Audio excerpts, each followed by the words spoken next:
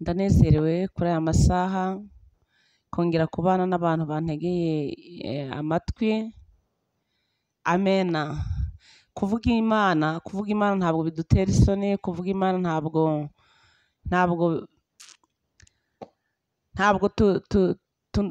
twumva ari ibintu biturambiye. Yesu nashimwe. Kuri aya masaha numvishije nkeneye kuganira namwe ijambo ry'Imana nk'uko nsanzwe nganira namwe ijambo ry'Imana. Ni wa mukozi w'Imana witwa Dusabe Jeannine, kuri uyu musozi ntuyeho ku Rugenge. Yesu nashimwe. Mu itorero ni Shalom Family Church, ndi umushumba muri iryo torero. Mbere yuko tuvuga ijambo ry'Imana, reka duce bugufi dusenga Imana. Uri Imana yo kubahwa, uri Imana idukunda, uri Imana iri mu ruhande rwacu, uri Imana yaduhamagaye kugira ngo tukuvugire. Data, tukwamamaze ku bakuzi n'abatakuzi. Izina ryawe ryiza nirihabwe icyubahiro. Hari impamvu watuzanye kuri uyu musozi kugira ngo twamamaze izina ryawe. Mana ushimwe, Mana ushimwe. Twabonye udutabara, twabonye uturengera, twabonye Data tuguhamagara ukatwumva. Uhabwe icyubahiro. Ngaho nyemerera Data abagiye kumva ijambo ryawe mu bihugu bitandukanye, ku bantu batandukanye, iri jambo ribubake mu izina rya Yesu dusabye twizeye. Amena. Haleluya. Tudatinze rero tugiye kujya mu cyanditswe. Wowe uri imbere ya televiziyo, wowe uri kuri radiyo, ndagira ngo ufate Bibiliya yawe dusome ijambo ry'Imana. Imana yashize ku mutima wanjye iki gitondo cy'uyu munsi kugira ngo dufatanye ijambo ry'Imana. Tugiye kureba ijambo riri mu gitabo muri Yesaya 50 umurongo wa 7. Haravuga ngo kuko Umwami Imana azantabara, ngo nicyo gituma ntamwara. Birashoboka yuko wizeye abantu ugakorwa n'isoni, birashoboka ko wiringiye abantu bakakumwaza. Uyu mwaka 2023 nkuzaniye ijambo ryo kwiringira Imana, niho utazamwara. Kuko hari igihe wiringira abantu ugakorwa n'isoni, ariko ku bantu biringiye Imana bo ntabwo bakorwa n'isoni, bahora bakomeye. Nkuzaniye ijambo, birashoboka ko mu mutima wari umaze gusenyuka. Kuri uwo murongo wa mbere usome wumve iki jambo ry'Imana ritubwiye yuko kuko Umwami Imana azagutabara aricyo gituma utamwara. Abantu bakorera Imana ntabwo bamwara, abantu bakorera Imana ntabwo bananirwa. Ibihe bishobora kuba birebire byo kubabara, ibihe bishobora kuba bigufiya, kuko Uwiteka niwe mugenga wa byose. Yesu nashimwe. Ariko ndagutangariza yuko kubiringiye Imana ntabwo ushobora gukorwa n'isoni, ntabwo ushobora kumwara. Niba uri umumama uri kuntega amatwi, niba uri umubyeyi untega amatwi, ndakwinginze kugira ngo niba wari umaze gucika intege, wongere wambare izindi mbaraga, wongere usubizwemo imbaraga zo kwiringira Imana. Ntabwo uzamwara. Imana iraje kurengere. Umugenga wa byose ashobora kubigira bigufiya cyangwa akabigira birebire. Ihangana aho uri, ntabwo uzakorwa n'isoni. Maze kubona abantu benshi Imana itabara. Twebwe turi ibihamya byo guhamya, kuko Imana yadukijije uburwayi bukomeye. Twari twambaye ubusira twambika. Sinzi ngo ufite ikihe kibazo, sinzi ngo ufite ikihe kimwaro, ariko ndakumenyesha yuko abiringiye Imana batazakorwa n'isoni. Mu maso yabo hagomba gukomera. Komera wowe wari ucitse intege, komerera ku Mwami. Wicika intege, winanirwe, kuko hari Imana ivuganye nawe. Ukomeze ukomere. Ndabona umuntu wari ucitse intege, ndabona umuntu wari unaniwe, ndabona umuntu wari ubuze icyerekezo, ariko ijambo ry'Imana ryo muri Yesaya 7 haravuze ko Umwami Imana azantabara. Ntabwo nzi ngo Imana iraje gutabare mu kihe kibazo. Birashoboka ko urwaye uburwayi, birashoboka ko abantu bari kuguhemukira, birashoboka ko abantu bari kukurwanya, ariko kubera ko Umwami Imana azagutabara. Ndavuga n'umuntu ufite amasezerano y'Imana, ndavuga n'umuntu ufite icyo yavuganye n'Imana. Nta muntu ushobora kugamburuza umugambi w'Imana. Icyo Imana yavuganye nawe gitinde cyangwa gitebuke, Imana iri inyuma y'ijambo ryayo kugira ngo irisohoze. Ijambo ry'Imana riravuga ngo ifite umugambi mwiza ku buzima bwawe, si ibibi ni byiza, birashobora gutinda. Nk'uko uyu murwayi yari ku kidendezi ahamaze imyaka 38, nyamara hari abakiriraga umwaka umwe, nyamara hari abakiriraga imyaka 2, ariko we amara imyaka 38. Sinzi ngo ufite ikihe kibazo, sinzi ngo uri gucika intege ute, ariko ijambo ritugarutse ngo kuko umwami Imana azantabara. Ntabwo uzatabarwa n'umugabo washatse, ntabwo uzatabarwa n'umwana wabyaye, ariko kuko umwami Imana azagutabara. Kuko ijambo ry'Imana rirambwira ngo birashoboka ko umubyeyi wakubyaye yakwihakana, ngo ariko Imana ntabwo yakwihakana. Niyo mpamvu yavuze uyu Yesaya yavuze yuko umwami Imana azamutabara. Ibyiringiro bye byari bimaze,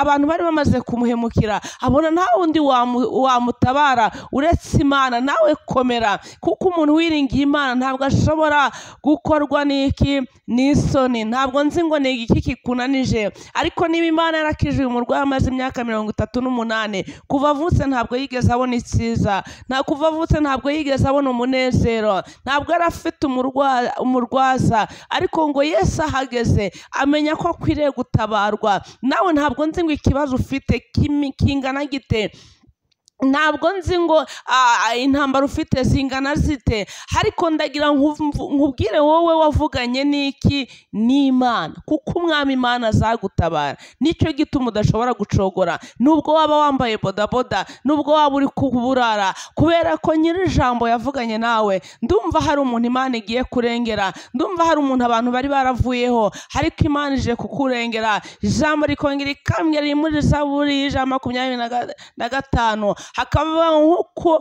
imisozi igose Yerusalemu, ngo ni Uwiteka agota abantu be. Ntabwo Imana ishobora kuguterana muri icyo kigeragezo cyawe. Imana iri hafi yawe. Birashoboka yuko Imana igusize ku munzani kugira ngo ibashe kureba gukomera kwawe, kubera ko wibuke ko hari igihe Yobu yari mu iteraniro rigari, ngo Satani ajya muri iryo teraniro, hasangamo umukiranutsi witwa Yobu. Ngo amaze gusangamo umukiranutsi witwa Yobu, arazamuka ajya kumusaba Uwiteka, ntabwo mbizi ngo ibyo uri gucamo uri kugeragezwa, uri gucurwa, wowe ihangane, kuko umwami Imana azagutabara. Hari icyo kigukomeza. Birashoboka ko umuntu atagutabara, ariko Imana ishobora kugutabara. Birashoboka ko umuntu atakuvuganira, ariko Imana yakuvuganira. Ndumva hari umuntu w'umugisha Imana izanye mu buzima bwawe. Birashoboka ko umuntu yagusuzugura ukabona ko usuzuguritse. Birashoboka ko nawe wabona iyerekwa ryawe nawe riri kugera, ariko Imana yaguhamagaye ishobora kukugeza mu mwanya mwiza. Haleluya, haleluya,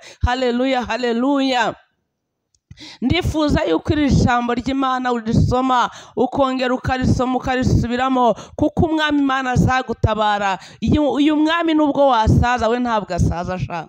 Nubwo wabona bikomeye, ntabwo Imana inanirwa, ntabwo Imana irambirwa. Niyo mpamvu yari isi yuko ko ari we mugenga w'ibihe, bishobora kuba birebire cyangwa bikaba bigufi. Ageze nyuma aravuga ati kuko umwami Imana azantabara, ndumva mfashijwe. Ese bivuga neza kuko umwami Imana azamutabara. Yari mu bihe bikomeye cyane, abantu bamuhaye amenyo, abantu bamufashe ijambo, ariko yibuka yuko hari umwami Imana uzamutabara, kuko ni Imana ifite imbaraga.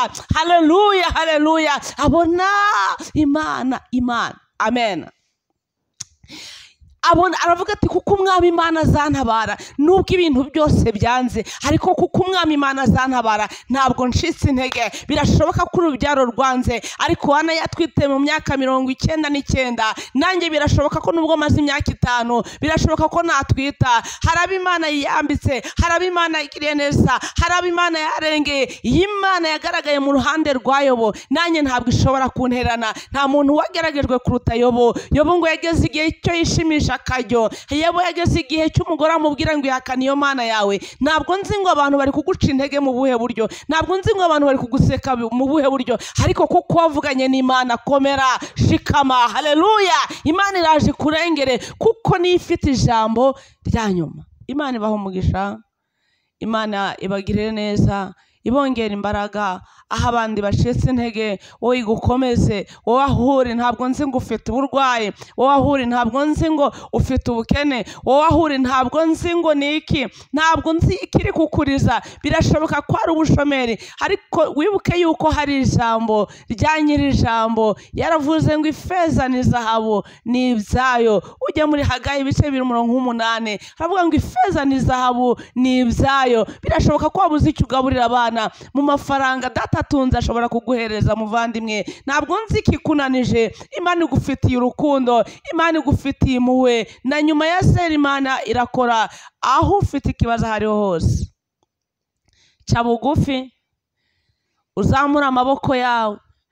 Ikimenyetso cyo kuzamura amaboko bisobanuye ngo uratsinzwe. Birashoboka ko imbaraga zawe zananiye, ariko ikimenyetso cyo kuzamura amaboko birasobanuye ngo ndatsinzwe, imbaraga zawe arizo zikora. Ntabwo nzi ngo ucitse intege kubera iyihe mpamvu, ariko ijambo ry'Imana riravuga ngo habiringiye Uwiteka ntibazakorwa n'isoni, ngo kereka ababivamo nta mpamvu. Wowe ukiri kumwe, wowe ugisenga, zamura amaboko yawe ngo ufashe kugusengera. Ndumva hari abantu Imana igiye gukiza uburwayi, ndumva hari abantu Imana igiye guha akazi, ndumva hari abantu Imana igiye gukiza igisuzuguro, ndumva hari abantu Imana igiye gusubiza mu kazi kabo, ndumva hari abantu Imana yubaka ingo zabo, ndumva hari abantu bagiye gutwita. Ndumva buri muntu wese, niba urwaye ku mugongo ukore ku mugongo wawe, niba urwaye mu nda ukore mu nda yawe, niba ari ugucika intege uzamura amaboko yawe ufatanye n'umukozi w'Imana. Ndi mu mbaraga z'Imana zo gusengera abantu n'ikimana impagurukije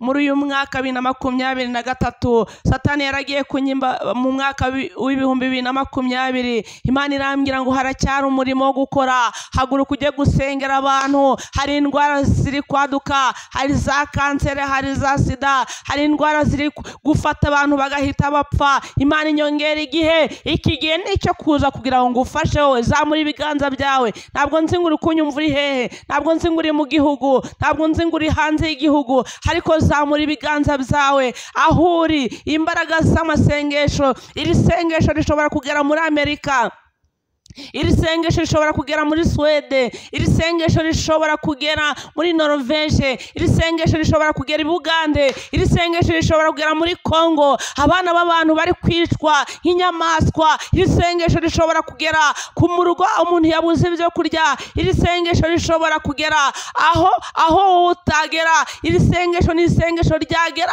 ahantu no mu bakomeye, kuko isengesho ntabwo riterwa ipingo. Haleluya! Isengesho ntabwo rifungwa, isengesho rigera aho utakwigeza. Zamura ibiganza byawe tugufashe tugusengere. Imana igukomeze. Wari ucitse intege, wari umaze kwita abantu ngo nabateka mutwe, wari umaze kuvuga ngo barakubeshye, abantu bakuvangirwaho, ariko ijambo ry'Imana rikambwira ngo yakumenye utaraba urusoro mu nda ya mama wawe. Hari icyo Imana yavuganye nawe, kandi Imana iraje igisohoze. Imana iguha umugisha wowe wari unkurikiye. Ndimo ndumva abantu bari kumpamagara bambwira ngo ubushize barakize, ndimo ndumva abantu bari gutanga ubuhamya bambwira ngo bari barwaye indwara, ngo bari barwaye imigongo, ngo bari babateye amahembe. Ndimo ndumva abantu bambwira uburyo Imana iri kubakora igitangaza. Mu mwanya nari ndi kumwe n'umubyeyi twasengeye ari kuwa gatatu, atubwira ko yabyaye neza. Rero nawe sinzi ikintu kikunanije, wowe wizere gusa, kuko Yesu yaravuze ngo kwizera kwawe kugukize. Uri Imana y'amahoro. Zamura ibiganza bye tugufashe tugusengere.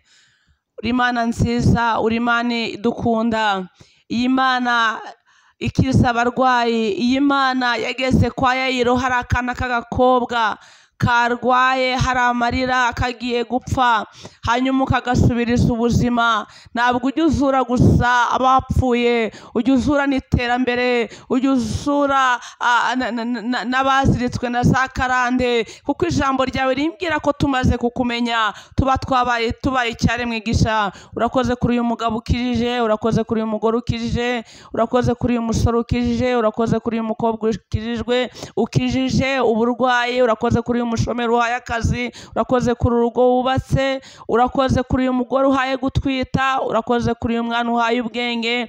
Mana ushimwe kandi uhabwe icyubahiro. Ngaho tanga umugisha kuri buri muntu wese wari untegeye amatwi. Undi mushi Mwami nitwongera guhura turi bazima tuzashima izina ryawe. Amen.